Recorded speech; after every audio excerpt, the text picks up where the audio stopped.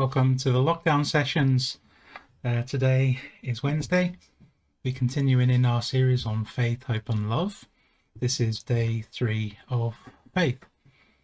We're going to be looking at the story of Jesus and Peter walking on the water in Matthew chapter 14. This story comes up in all the Gospels, many of the Gospels, and Jesus sends his disciples ahead of him on a boat. They get quite a distance away. The wind picks up and they can't see things clearly, but then suddenly they look over the water and they see Jesus walking towards them on the water. And they're understandably terrified by this, thinking it's a ghost. But then Jesus calls to them with his voice. He says, "Take courage. It is I. Don't be afraid." And in Matthew's version, this story continues. Peter, who was on the boat, responds to Jesus' voice with his own call. And he says, "Lord, if it's you, tell me to come to you on the water." Jesus says, "Come." Peter gets out of the boat and he begins to walk on water. But it all goes wrong.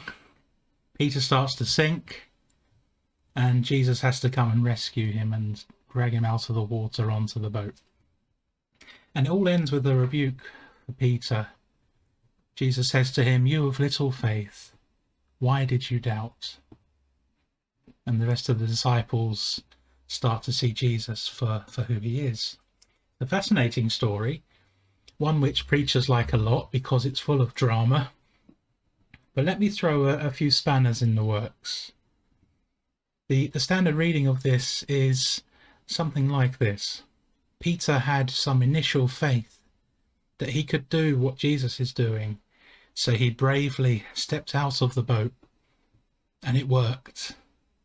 But as soon as he focused on the storm, he started to sink.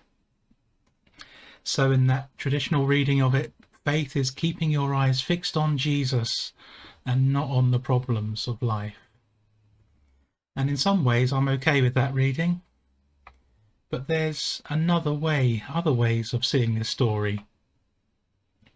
So I'm going to ask some questions just to provoke some different thoughts about this. Was Peter's initial response actually one of faith?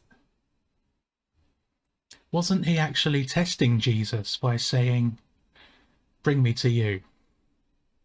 Let me walk over the water and then I'll believe what you have to say"? Maybe he was trying to impress those others with him on the boat, but not really thinking about the consequences of what he was doing. Because surely faith isn't about taking unnecessary risks just to prove something. Was it a lack of faith in Jesus that made Jesus rebuke Peter that day?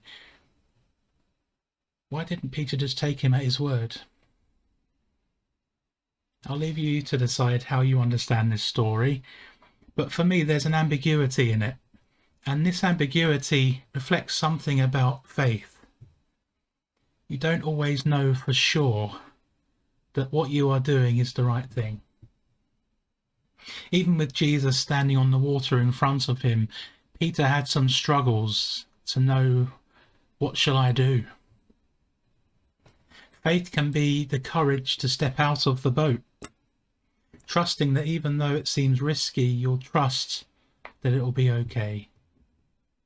Or faith can also be staying on the boat, trusting that although the water seems a little bit crazy, Jesus is on his way. He said he is coming. It is him, and not to be afraid, and we'll trust in what he has said. The truth is, we don't often get a full risk assessment with faith, and you can't always guarantee that you're on the right track. But one thing will never change: the object of our faith, Jesus. He is trustworthy, and he sticks with us. As Peter started to sink, all he had to do was cry out, and Jesus was there to pick him up and bring him to safety. So there's a message there that even if you get it wrong in your faith, Jesus isn't going to abandon you. tomorrow is our first Zoom session with Michael Collins. It'd be wonderful to have you with us. If you'd like to join, leave a message on this post or email me at dan@crbc.co.uk and I'll send you the Zoom invite, and it'd be wonderful to go deeper into this theme of faith. Hope to see you then tomorrow, 1:30 p.m. on Zoom.